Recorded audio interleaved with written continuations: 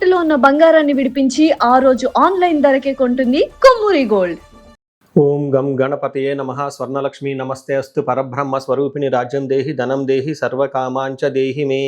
గణపతి మనందరికీ మంచి బుద్ధిని సిద్ధిని సక్సెస్ని ఇవ్వాలని చెప్పేసి కోరుకుంటూ, స్వర్ణలక్ష్మి అమ్మవారు మన అందరికీ చక్కగా బ్రహ్మ జ్ఞానాన్ని కలిగించాలని, తద్వారా మనం ప్రతిదాన్ని శోభాయమానంగా చూస్తూ ఎప్పుడు మనకి దుఃఖం అనేది లేకుండా ఉండాలని చెప్పేసి, ఇప్పుడు ఆనందభరితంగా ఉండాలని చెప్పేసి అమ్మవారిని కోరుకుంటూ, అమ్మవారిని అలానే మనందరికీ చక్కగా సమృద్ధిగా ధనాన్ని ఇవ్వాలని చెప్పేసి, భాగ్యాన్ని ఇవ్వాలని చెప్పేసి కోరుకుంటూ, అంతేకాకుండా మనందరికీ రాజ్యం ఖచ్చితంగా ఒక అథారిటీ, పవరు, స్టేటస్, ఒక దర్పం అవన్నీ మనకు అమ్మవారు ఇవ్వాలని చెప్పేసి కోరుకుంటూ, వీటితో పాటుగా సర్వకామార్థ సిద్ధి, మన మనసులో అనుకున్న ముఖ్యమైన కోరికలన్నీ చక్కగా నెరవేరాలని చెప్పేసి అమ్మవారిని మనం కోరుకుందాం. సో మనం జూలై మంత్ రాశి ఫలాల గురించి మాట్లాడుకుంటున్నాం కాబట్టి, జూలై మంత్ చాలా ముఖ్యమైన అనేక రకాలైన విశిష్టతతో కూడుకొని ఉంది. ఇందులో మనం కొన్ని ముఖ్యంగా చర్చించుకుందాం. ఒకటి, ఈ మాసం వచ్చేటప్పటికి ఫస్ట్ 15 days నిజ జ్యేష్ఠ మాసంతో ఉంటుంది, తర్వాత ఆషాఢ మాసంతో ఉంటుంది. ఈ జ్యేష్ఠ మాసంలో చాలా వరకు పెళ్ళిళ్ళు, ముఖ్యమైన కార్యక్రమాలు ఉన్నాయి. వీటితో పాటుగా ఎప్పుడైతే ఆషాఢ మాసం స్టార్ట్ అవుతుందో ఇందులో చాలా చాలా ముఖ్యమైన పనులు అయితే ఖచ్చితంగా ఉన్నాయండి. ఒకటి మనం చూసుకుంటే గురుమూఢమి స్టార్ట్ అవుతుంది. ఎప్పుడైతే గురుమూఢం స్టార్ట్ అవుతుందో, ఈ గురుమూఢమి మనకి జూలై 15 నుంచి ఆగస్టు 13 వరకు ఉంది. ఈ డేట్స్లో మనకి వివాహాలు కానివ్వండి, గృహప్రవేశాలు లాంటివి శుభకార్యాలు ఎక్కువగా చేయరు. అది ఒకసారి గమనించవలసిందిగా కోరుతున్నాను. వీటితో పాటుగా మనకి ఇంకొక ముఖ్యమైనది ఏమవుతుందంటే, మనకి దక్షిణాయనం స్టార్ట్ అవుతుంది 17వ తారీఖు నుంచి. అక్కడ నుంచి ఇప్పటిదాకా ఉన్న ఉత్తరాయణం కంప్లీట్ అయిపోయి దక్షిణాయనం స్టార్ట్ అవుతుందని గమనించాలి. తర్వాత 25వ తారీఖున మనకి తొలి ఏకాదశి స్టార్ట్ అవుతుంది. దానికి ముందుగా చాతుర్మాస వ్రతం అని చెప్పేసి 4 మాసాలు ముఖ్యమైన మాసాలుగా చాతుర్మాస వ్రతం కూడా ఇందులోనే స్టార్ట్ అవుతుంది. ఇంకొకటి లాస్ట్ అండ్ ఫోర్మోస్ట్ ఇంపార్టెంట్, ఈ 14వ తారీఖు నుంచి 22వ తారీఖు వరకు మనకి చైత్ర మనకి ఆషాఢ నవరాత్రులు అని చెప్తారు. వీటిని ఏమంటారు? గుప్త నవరాత్రులు అంటారు, లేకుంటే వారాహి నవరాత్రులు అని చెప్పేసి చేస్తూ ఉంటారు. ఈ నవరాత్రులు కూడా ఎంతో విశిష్టత కలిగి ఉంది. పర్సనల్గా ఈ 9 రోజులు నేను కూడా చక్కగా సింపుల్గా చేస్తాను, పెద్ద పెద్ద హడావుడిగా చేయకుండా. ఇలా చేసుకునే వాళ్ళందరికీ ఎంతో బాగా ఉపయోగకరంగా ఉంటుంది. లాస్ట్లో ఈ మంత్ మనకి గురు పూర్ణిమతో ఈ మాసం అనేది పూర్తి అవుతుంది. ఇన్ని రకాల విశిష్టత కలిగిన ఈ మాసంలో జ్యోతిష శాస్త్రం ప్రకారంగా కూడాను 3 ముఖ్యమైన గ్రహాలు మారుతూ ఉన్నాయన్నమాట. ఆ గ్రహాలు మనం ఏంటో చూసుకుంటే, జూలైలో 4వ తారీఖు, 7వ తారీఖు, 16వ తారీఖు, 21వ తారీఖు, ఇలా జూన్ అంటే 3 గ్రహాలు మారుతున్నాయి. ఈ మారి గ్రహాలు శుక్రుడు, బుధుడు, సూర్యుడు గ్రహాలు కూడా ఉన్నాయి. 4వ తారీఖు వచ్చేటప్పటికి శుక్రుడు, బుధుడు వచ్చి 7వ తారీఖు, 16వ తారీఖు సూర్య భగవానుడు మారుతూ ఉన్నారనమాట. ఈ యొక్క 3 గ్రహాల యొక్క ప్రభావం మనకి జూలై మంత్లో ఎలా ఉండబోతుందో మనం తెలుసుకుందాం. సో జూలై మంత్ కర్కాటక రాశి వారిలో రాశి ఫలాలు చూసుకుంటే ఫలితాలు, వీళ్ళకి ఒక ఉద్యోగ విషయంలో చాలా జాగ్రత్తగా ఉండాలి. మిగతా అన్ని విషయాల్లో బాగుందని గమనించుకోవాలి. కొన్ని చోట్ల చాలా చక్కగా బాగుంది, కొన్ని చోట్ల చాలా ఛాలెంజింగ్గా కూడా ఉందని గమనించుకోవచ్చు. ఓవరాల్గా ఉద్యోగ విషయంలో కొంచెం జాగ్రత్తగా ఉంటే మిగతా అన్ని విషయాలు ఆటోమేటిక్గా చక్కగా ఉన్నాయని గమనించుకోవచ్చు. ఇందులో ఉన్న నక్షత్రాలు చూసుకుంటే పునర్వసు 4వ పాదం, పుష్యమి 1, 2, 3, 4 పాదాలు, ఆశ్లేష 1, 2, 3, 4 పాదాలంతా ఈ రాశిలో ఉంటారు. పేరు బలం బట్టి చూసుకుంటే హీ, హూ, హో, డాడీ, డూ, డే, డో అన్న లెటర్స్ ఈ రాశిలో ఉంటారని గమనించాలి.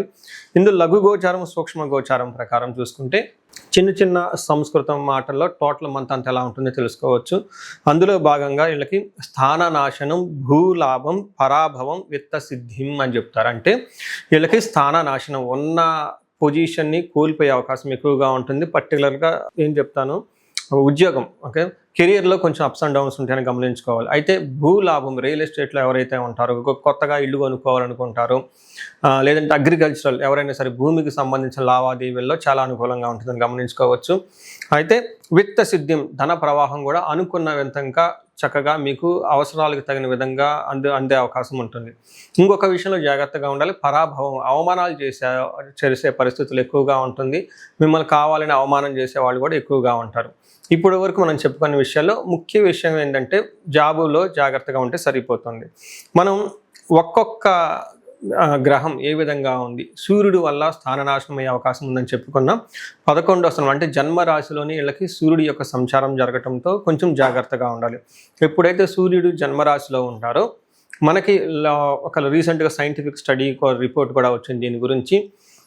ఎక్కువగా హార్ట్కి సంబంధించిన ప్రాబ్లమ్స్ ఎక్కువగా ఫేస్ చేస్తూ ఉంటారు. చెస్ట్ పట్టుకున్నట్లు ఉండటం, డీహైడ్రేషన్ అవ్వటం, రెండోది గ్యాస్ట్రైటిస్ విపరీతంగా రావటం, తద్వారా చెస్ట్ పట్టుకున్నట్లు ఉండటం, ఇవి జరిగే అవకాశం ఎక్కువగా ఉంటుంది. ఎవరికైనా స్టెంట్స్ కానీ హెల్త్ కాంప్లికేషన్స్ ఉన్న వాళ్ళు కొంచెం జాగ్రత్తగా ఉండండి. కార్డియా లాంటి ఎక్సర్సైజులు చేయటం, తర్వాత ఫుడ్ జ్యూసెస్ కానివ్వండి, ఇలా సాత్వికమైన ఫుడ్ తీసుకోవటం, వాకింగ్ చేయటం, ఎండకు బయటకు తిరగకుండా ఉండటం, ఈ ఫుడ్ విషయం జాగ్రత్తగా ఉండటం ఎంతైనా ముఖ్యంగా ఒక విషయం ఏం చెప్పాలంటే, మనకి ప్రాచీన శాస్త్రాల్లో జ్యోతిష శాస్త్ర గ్రంథాల్లో సూర్యుడు ఫస్ట్ హౌస్లో ఉంటే ఏ విధంగా ఉంటుంది అనేది ఒక సంస్కృతంలో రాశారు. అది దేహార్తి సత్వం సతతం కాలాతిక్రమణ భోజనం బంధుమిత్ర సుహృద్వేష చంద్రరాశి గతో రవి అంటారు. అంటే ఎప్పుడైతే జన్మరాశిలో సూర్యుడు ఉంటారో దేహార్తి శారీరకంగా బాధ ఉంటుంది, సత్వం సంతాప అంటే చాలా టైర్డ్గా ఉంటారు, కాలాతిక్రమణ భోజనం సరిగ్గా భోజనం చేయరు, బంధుమిత్రులతో గొడవలు అవుతూ ఉంటాయి అని చెప్తూ ఉంటారు. అందుకని ఇందాక చెప్పుకునే విధంగా వీళ్ళకి కొంచెం జాగ్రత్తగా ఉండాలి. భార్యకు కూడా హెల్త్ విషయంలో కొంచెం అప్సెట్ అయ్యే అవకాశం ఉంటుంది. నెక్స్ట్, సూర్యుడు ఇప్పటిదాకా మనకి అంతంత మంచి రిజల్ట్ ఇవ్వటం లేదు, కానీ కుజుడు మాత్రం మంచి సపోర్ట్ ఇస్తూ ఉన్నారు. కుజుడు వీళ్ళకి 11వ స్థానంలో ఉండటం వల్ల కుజుడు యొక్క బెస్ట్ పొజిషన్ అని మనకు చెప్తూ ఉంటారు. కుజుడు 11వ స్థానంలో ఉంటే ఏం జరుగుతుంది, అన్ని విధాలా బాగుంటుంది, మంచి సపోర్ట్ ఇస్తూ ఉంటారు. ఆరోగ్యం, అర్ధలాభం చ సంతోషం, వస్త్రలాభకృత్ యత్న కార్యానుకూలత్వం, ధైర్యం ఏకాదశి గతే కుజ అని చెప్తారు. అంటే 11వ స్థానంలో ఎప్పుడైతే కుజుడు ఉంటారు వీళ్ళకి ఆరోగ్యం బాగుంటుంది, అర్ధలాభం బాగుంటుంది, సంతోషం ఉంటారు, యత్న కార్యానుకూలత్వం ఏదైనా ప్రయత్నం చేస్తే అంత అనుకూలంగా ఉంటుందని మనకు చెప్పడం జరుగుతూ ఉంటుంది. ధన ప్రవాహం కూడా వచ్చే అవకాశం ఉంటుంది. గుర్తుపెట్టుకోండి, ధనం వస్తుంది, ఉన్న ధనం పోయే అవకాశం కూడా ఎక్కువగా ఉంటుందని గమనించాలి. సో ఈ ప్రకారంగా చూసుకుంటే కుజుడు చక్కగా సపోర్ట్ ఇస్తూ ఉన్నారు.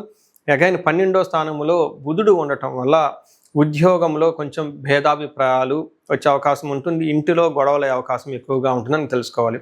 అయితే అగైన్ శుక్రుడు వీళ్ళకి 2వ స్థానంలో ఉండి విశేషమైన యోగ్యతను ఇస్తూ ఉన్నాడు. అంటే ఇప్పటి వరకు సూర్యుడు అంత అనుకూలంగా లేకపోయినా, బుధుడు అంత అనుకూలంగా లేకపోయినా, కుజుడు శుక్రుడు చక్కగా బాగా కలిసి అనుకూలంగా ఉన్నారు ఈ జాతకస్తులకి అని చెప్పుకోవచ్చు. వీళ్ళకి 2వ స్థానంలో శుక్రుడు ఉంటే ఏమవుతుంది, మనకి సంస్కృతంలో ఒక చిన్న శ్లోకంలో వివరించడం జరిగింది మహర్షులు. కుటుంబ సౌఖ్యం ఆరోగ్యం శ్రీ సల్లాభం యశత్కరం దేహ సౌఖ్యం వస్త్రలాభం ద్వితీయ స్థానికే భృగునందనే అని చెప్తారు. అంటే 2వ స్థానంలో ఎప్పుడైతే శుక్రుడు ఉంటారో ఏం జరుగుతూ ఉంటుంది, ఆరోగ్యం బాగుంటుంది, కుటుంబంలో సౌఖ్యంగా ఉంటారు, స్త్రీలతో చక్కగా కలిసి ఆహ్లాదకరంగా గడుపుతూ ఉంటారు. ఇన్ కేస్ స్త్రీలైతే జెంట్స్తో చక్కగా ఆహ్లాదకరంగా గడుపుతూ ఉంటారు, శారీరకంగా ఆరోగ్యం బాగుంటుంది, వస్త్రలాభం చక్కగా షాపింగ్ చేసి ఫంక్షన్స్ అన్ని అటెండ్ అవుతూ ఉంటారు, టయానికి ఫుడ్ తిని మంచి ఫుడ్ తినే అవకాశం కూడా వీళ్ళకి రాసి వాళ్ళకు ఉందని తెలుసుకోవాలి. ఇవి అంతా మనకి 4 గ్రహాల వల్ల ఈ మనకి జులై మంత్ ఎలా ఉందో ఇప్పటిదాకా మాట్లాడుకున్నాం. అయితే ఇంకొక విషయం గమనించుకోవాలి, ఇందులో ఉన్న నక్షత్రాలు చూసి నక్షత్రాల వారికి కూడా మనకి రిజల్ట్ ఎలా ఉంటుందో తెలుసుకోవచ్చు. పునర్వసు నక్షత్రం వాళ్ళకి అన్ని నక్షత్రాలతో కంపేర్ చేస్తే చాలా బాగుందని తెలుసుకోవచ్చు. వీళ్ళకి పునర్వసు నక్షత్రం వాళ్ళకి క్షేమంగా ఉంటారు, సంపదలు ఉంటుంది, ఐశ్వర్యం ఉంటుంది, ధనలాభం ఉంటుంది, అంతా చక్కగా ఉంది. అయితే అనుకున్న విషయం ఒక విషయంలో మధ్యలో గ్యాప్ రావడంతో ఆగిపోయేసి మృత్యు భయం, అయ్యో మనం అనుకున్న పని జరగలేదే, తద్వారా అసలు మళ్ళీ ఫ్యూచర్లో ఎలాంటి చేయగలుగుతామా లేదా, ఫ్యూచర్లో ఉంటామా లేదా అని ఒక భయపడే సిచ్యువేషన్స్ వీళ్ళకి ఎక్కువగా ఉంటుంది. కాబట్టి ఒక్కసారి ఇండివిజువల్గా జాతకం చూపించుకోవడం కూడా చాలా ఇంపార్టెంట్. పుష్మి నక్షత్రం వాళ్ళకి సౌఖ్యంగా ఉంటారు, క్షేమంగా ఉంటారు, ధనలాభం ఉంటుంది, వీళ్ళకు కూడాను అనుకున్న పని కాకుండా తద్వారా మృత్యు భయం, భయపడే అవకాశం ఎక్కువగా ఉంటుంది. ఆశ్లేష నక్షత్రం వాళ్ళకి చాలా బాగుంది, వీళ్ళకి లాభం ఉంది, క్షేమంగా ఉంది, సౌఖ్యంగా ఉంది, మృష్టాన్న భోజనం ఉంది. అన్ని 3 నక్షత్రాలతో కంపేర్ చేస్తే ఆశ్లేష నక్షత్రం వాళ్ళకి బాగుంది. అయితే వీళ్ళకి మృత్యు లాభం, మృత్యు భయం అని చెప్తారు. అంటే ఇక్కడ మృత్యు అంటే ఆగిపోవటం అని దాని మీనింగ్. అంటే వీళ్ళు చేస్తున్న బిజినెస్ కానివ్వండి లేదంటే పనుల్లో ఎక్కడో ఒక చోట బ్రేక్ వచ్చేస్తుంది, తద్వారా వీళ్ళు భయపడుతూ కూర్చుంటారు, అయ్యో ఏమవుతుంది ఫ్యూచర్లో, అసలు మళ్ళీ ముందుకు వెళ్తామా లేదా, ఏంటి పూర్వ వైభవం మళ్ళీ తిరిగి వస్తుందా, ఎలా వెళ్తే బాగుంటుందని ఆలోచిస్తూ భయపడే అవకాశం కూడా ఎక్కువగా ఉంటుందని గమనించాలి. సో వీటితో పాటుగా ఈ రాశి వాళ్ళకి ఎలాంటి లత్తా కానీ వేరే ఎలాంటి ప్రాబ్లమ్స్ అయితే లేవు కాబట్టి చక్కగా ఉంది. ఉన్న విషయంలో మాత్రం అవమానాలు జరిగే అవకాశం ఎక్కువగా ఉంటుంది. ప్రొఫెషనల్ మ్యాటర్స్లో కేర్ఫుల్గా ఉంటే మిగతా అంతా బాగుందని గమనించుకోవాలి. సో ఈ రాశి వాళ్ళు ఇండివిజువల్గా ఏదైనా పరిహారం చేయదలుచుకుంటే ఒకసారి వీళ్ళకి మహన్యాసంతో కూడిన ఏకాదశ రుద్రాభిషేకం చేయించుకున్నా, లేదంటే మన్యు పాశుపత అభిషేకం చేయించుకున్నా చక్కగా ఉద్యోగంలో కూడా ఉన్నతంగా రాణించే అవకాశం ఎక్కువగా ఉంటుంది. ఆదిత్య హృదయ స్తోత్రం చదవటంతో పాటుగా హనుమాన్ కార్యసిద్ధి మంత్రం అని ఉంటుంది. ఈ రెండింటి కాంబినేషన్ చదివితే ఇంకా చాలా బాగుంటుంది. సో ఈ పరిహారాలు చేసుకొని ఐశ్వర్యాలతో చక్కగా ఉండాలని చెప్పేసి నేను కోరుకుంటున్నాను. పరిహారాల్లో భాగంగా ఈ రాశి వాళ్ళు ముఖ్యంగా నేనేం చెప్తానంటేనండి, ఇది గోచార రీత్యం అంటే గోచార ఫలితాలు అని చెప్తూ ఉంటారు. అయితే మీ ఇండివిడ్యువల్ యొక్క జన్మరాశిలో చూడటం కూడా చాలా ఇంపార్టెంట్. ఈ గోచార రీత్యాలతో పాటు మీకు ఇండివిడ్యువల్గా ఉన్న దశాభుక్తి ఏంటి, ఏమైనా శాపాలు ఉన్నాయి, ఏమైనా గ్రహ దోషాలు ఉన్నాయో జ్యోతిష శాస్త్రంలో ప్రకారం అనాలిసిస్ చేసుకోవడం చాలా ఇంపార్టెంట్.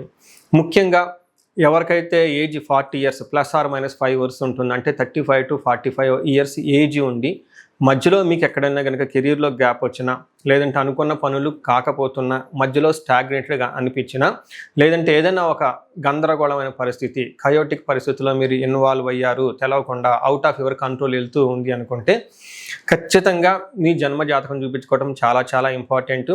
ఎందుకు అంటే మనకు మోడర్న్ సైకాలజీలో, మోడర్న్ సైన్స్లో ఇది మిడ్ లైఫ్ క్రైసిస్ అంటారు. కానీ జ్యోతిష శాస్త్రం దీనికి చాలా విధాలైన పరిష్కారాలను చూపిస్తుంది. ఈ టైంలో 2 ముఖ్యమైన విషయాలు జరుగుతూ ఉంటుంది. అలా మీ గ్రోత్ కనుక ఆగిపోయి ఉంటే, ఫస్ట్ మీకేమైనా శాపాలు ఉన్నాయా, ఆ శాపాలు ఈ టైంలో యాక్టివేట్ అయ్యా అని చూసుకోవాలి. రెండోది, ఈ టైంలో మీకు నడుస్తున్న దశాభుక్తుల యొక్క గ్రహాల యొక్క ఏమైనా దోషాలు ఉన్నాయా, ఈ 2 కారణాలు ఏంటో తెలుసుకొని వాటికి సంబంధించిన విశ్లేషణ చేసుకొని చక్కటి పరిష్కారాలు చేసుకొని పరిహారాలు చేసుకుంటే లైఫ్ 10 అంతలు ముందుకెళ్ళే అవకాశం ఎక్కువగా ఉంటుంది. నా దగ్గరకు వచ్చే క్లయింట్స్లో ఎక్కువగా ధనానికి ఇబ్బంది పడుతున్న వాళ్ళు స్వర్ణలక్ష్మి విశేష హోమం చేయించుకుంటూ ఉంటారు. శత్రు బాధలు విపరీతంగా ఉన్నవాళ్ళు మనకు వచ్చేటప్పుడు చండీ హోమం చేయించుకుంటూ ఉంటారు. వీటితో పాటుగా ఎవరికైనా హెల్త్ బాగలేకపోతుంటే ఆయుష్ సూక్త్యం, మహామృత్యుంజయ హోమం చేయించుకుంటూ ఉంటారు. భార్యాభర్తల కోసం అన్యోన్య దాంపత్య పాశుపత అభిషేకము లేదా విశ్వావసు గంధర్వరాజ హోమము ఇవన్నీ చక్కగా చేయించుకుంటూ ఉంటారు. ఎలాంటి పరిస్థితులు మీకున్నా, ఎలాంటి సమస్యలు మీకున్నా, లేదంటే ఎలాంటి క్లారిఫికేషన్ మీకు కావాలనుకున్నా కానీ, ఫ్యూచర్ గురించి ప్లాన్స్లో కన్ఫ్యూజన్ ఉన్నా కానీ ఒక్కసారి మీ జన్మ జాతకం చూపించుకొని ఆ జాతకంలో ఏ ప్రకారంగా ఉందని తెలుసుకొని చక్కటి పరిష్కారాలు చేసుకుంటే లైఫ్ అనేది 10 అంతలు ముందుకెళ్ళే అవకాశం ఉంటుంది. మీ అందరికి అష్టైశ్వర్యాలు కలగాలని, భోగభాగ్యాలు కలగాలని చెప్పేసి నేను కోరుకుంటున్నాను. నమస్తే.